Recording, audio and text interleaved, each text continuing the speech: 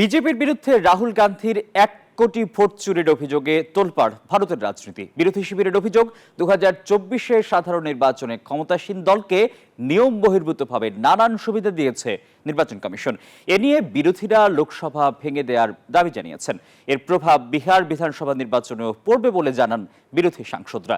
তবে এসব অভিযোগকে নাকচ করেছে নির্বাচন কমিশন, অস্বীকার করেছে বিজেপিও।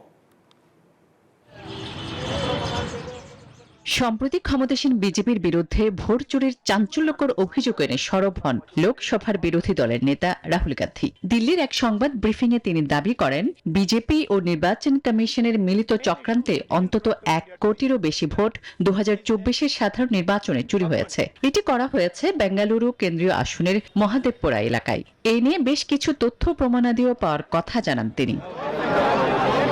এতেই উত্তপ্ত হয়ে ওঠে ভারতের রাজনীতি। কেননা রাহুল এই অভিযোগ এমন সময় এনেছেন যখন বিহার রাজ্যের ভোটার তালিকা সংশোধন নিয়েও চলছে তুমুল বিতর্ক।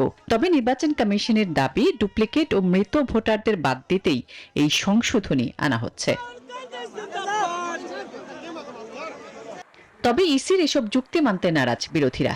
এ নিয়ে মঙ্গলবার বিরোধী সাংসদরা নির্বাচনী প্রক্রিয়ায় স্বচ্ছতা নিয়ে নানা প্রশ্ন তুললে সংসদে শুরু হয় শোরগোল। পরে অধিবেশন স্থগিত করা হয়। ভোটার তালিকার বিশেষ সংশোধন নিয়ে সংসদ চত্বরে বিক্ষোভ করে ইন্ডিয়া জোট। ভোট চুরির এবারের লোকসভা ভেঙে দেওয়া হোক, কেননা নভেম্বরে বিহার বিধানসভা নির্বাচনেও এর প্রভাব পড়বে। এদিকে বিরোধীদের এসব অভিযোগ অমূলক দাবি করে তা অস্বীকার করেছে মোদী সরকার, নাকচ করেছে দেশটির নির্বাচন কমিশনও। আসমাতুলি, নিউজ 24।